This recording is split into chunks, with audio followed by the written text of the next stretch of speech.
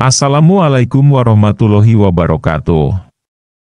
Halo para pendengar setia Cherry Mist, selamat datang kembali di channel kami. Pada malam ini, kami akan membawa kalian ke dalam sebuah kisah yang penuh dengan kengerian dan misteri. Siapkan diri kalian untuk mendengarkan cerita yang akan membuat bulu kuduk kalian berdiri. Inilah kisah tentang kisah mencekam Nisa di perpustakaan kampusnya.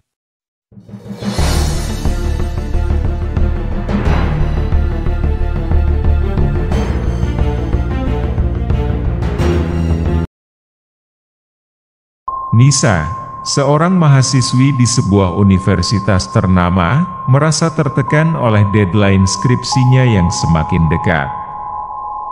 Dengan niat yang bulat untuk menyelesaikan pekerjaannya, dia memutuskan untuk pergi ke perpustakaan kampus saat maghrib. Tujuannya sederhana, mencari beberapa referensi buku penting yang diperlukan untuk skripsinya. Perpustakaan kampus yang biasanya ramai pada siang hari kini tampak sepi dan gelap, dengan hanya lampu-lampu kecil di sepanjang lorong yang menyala. Setibanya di perpustakaan, Nisa merasa suasana di dalamnya agak aneh. Meski lampu menyala, cahaya yang masuk terasa remang-remang. Nisa mencoba untuk tidak menghiraukan perasaan tidak nyaman itu dan langsung menuju rak buku di bagian belakang. Tempat buku-buku langka dan referensi penting disimpan. Saat Nisa memeriksa beberapa rak buku, suasana di perpustakaan semakin terasa mencekam. Lampu-lampu kecil di sepanjang lorong hanya memancarkan cahaya redup, membuat bayangan-bayangan panjang menjalar di dinding dan rak-rak buku. Ruangan yang biasanya cerah kini tampak seperti sebuah labirin gelap, dengan cahaya redup yang hanya menambah kesan angker pada suasana. Di tengah pencariannya, beberapa buku tiba-tiba jatuh dari rak tanpa sebab yang jelas.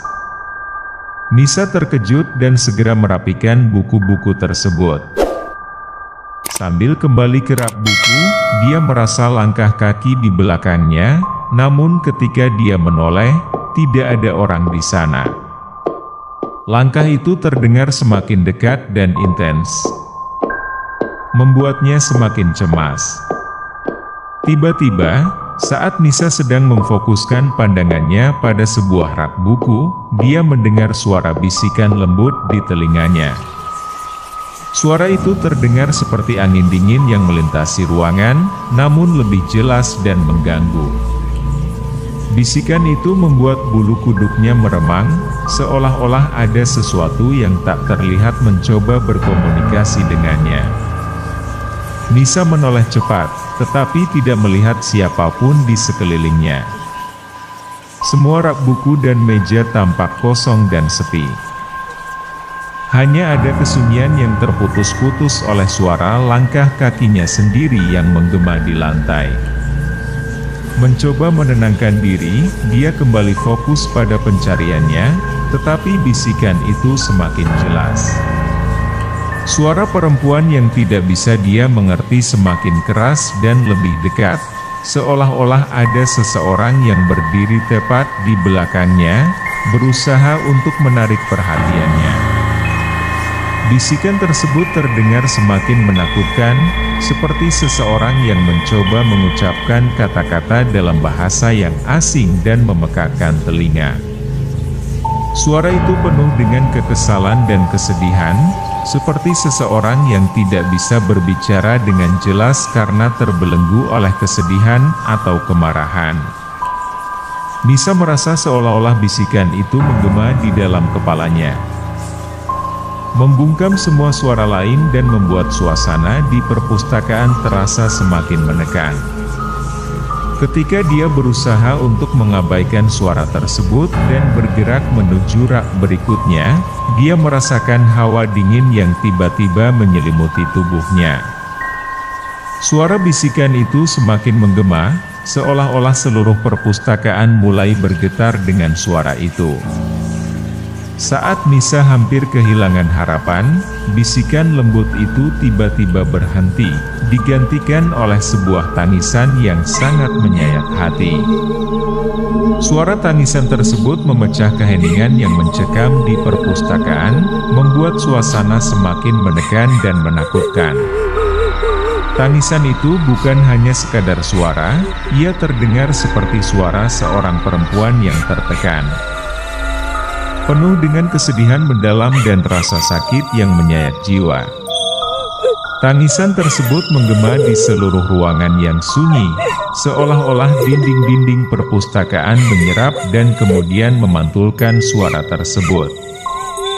Setiap gema terasa seperti serangan langsung ke hati Nisa, seolah-olah tangisan itu mengaduk-aduk emosi dan ketakutannya.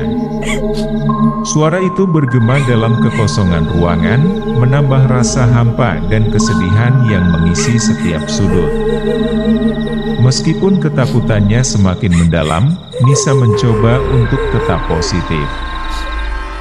Ia berusaha meyakinkan dirinya bahwa mungkin ada seseorang di perpustakaan yang dapat menjelaskan suara tangisan tersebut. Dia melangkah perlahan menuju arah tangisan, mengabaikan rasa dingin yang menyelimuti tubuhnya dan ketidaknyamanan yang semakin mengganggu. Suara tangisan itu semakin jelas saat dia mendekati rak buku di ujung ruangan.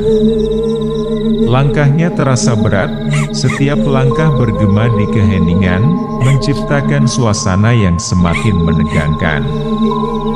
Saat Nisa mendekati rak buku yang menjadi pusat suara tangisan, dia melihat pemandangan yang sangat menakutkan. Matanya membelalak penuh ketakutan ketika dia melihat sosok seorang perempuan duduk di atas rak buku yang tinggi. Perempuan itu mengenakan pakaian putih lusuh yang tampak kotor dan robek. Seolah-olah pakaian tersebut telah lama ditinggalkan di tempat yang kotor. Rambutnya panjang dan tidak teratur, menjuntai menutupi sebagian wajahnya dan menjadikannya semakin menyeramkan. Kuntilanak itu menatap tajam ke arah Nisa dengan mata yang kosong dan penuh kebencian. Pandangannya begitu menusuk, seolah-olah bisa menembus jiwa Nisa. Nisa merasa tubuhnya membeku, hampir tidak bisa bergerak karena ketakutan yang mencekam.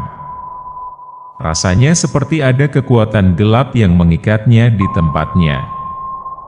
Tiba-tiba, kuntilanak itu mengeluarkan tawa yang mengerikan. Tawa tersebut tidak hanya menggema di ruangan, tetapi seolah-olah memantul dari setiap dinding dan rak buku, menciptakan efek gema yang menambah ketegangan.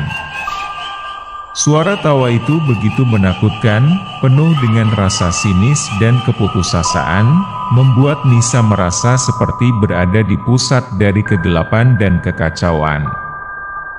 Nisa hampir menjerit, tetapi teriakan itu terjebak di tenggorokannya. Kepanikan dan ketakutan yang luar biasa membuatnya sulit untuk berpikir jernih. Dengan segala kekuatan yang tersisa, dia mencoba untuk berbalik dan berlari, tetapi kakinya terasa seperti terbenam dalam lumpur, sulit untuk digerakkan. Setiap langkahnya terasa berat dan dipenuhi dengan rasa tercekik oleh kehadiran mistis yang menghantui. Kuntilanak itu terbang menembus langit-langit perpustakaan, meninggalkan Nisa sendirian di tengah-tengah kegelapan dan keheningan yang menyelimuti ruangan. Dengan napas yang terengah-engah dan jantung yang berdebar kencang, Nisa berdiri gemetar di tengah perpustakaan yang kini terasa seperti labirin tanpa akhir. Suara tawa kuntilanak masih bergema di telinganya, menciptakan efek psikologis yang menghancurkan. Tiba-tiba, di tengah keheningan yang hampir menakutkan, Nisa mendengar suara yang menggelinding di lantai marmer perpustakaan. Suara itu seperti sesuatu yang berat bergulir perlahan di permukaan dingin. Keringat dingin mulai membasahi dahinya saat ia menoleh ke arah suara tersebut, berusaha untuk memahami apa yang sedang terjadi. Saat matanya tertuju pada sumber suara, wajahnya pucat dan tubuhnya bergetar hebat. Di atas lantai marmer yang bersih dan dingin, sebuah kepala manusia menggelinding perlahan menuju ke arahnya. Kepala tersebut tampak sangat mengerikan, wajahnya rusak parah, dengan bekas luka yang menganga dan daging yang tergantung putus di lehernya. Mata kepala itu kosong dan menatap tajam ke arah Nisa dengan rasa amarah dan kesakitan yang tidak bisa dijelaskan. Suara geraman yang mengerikan keluar dari kepala yang menggelinding itu, menciptakan getaran yang meresap ke dalam tubuh Nisa. Geraman itu tidak hanya menakutkan, tetapi juga seolah memancarkan energi jahat yang membuat suasana semakin mencekam. Setiap geraman seperti menembus dinding telinga, membuat Nisa merasa seperti sedang berada di pusat kegelapan yang tak tertembus.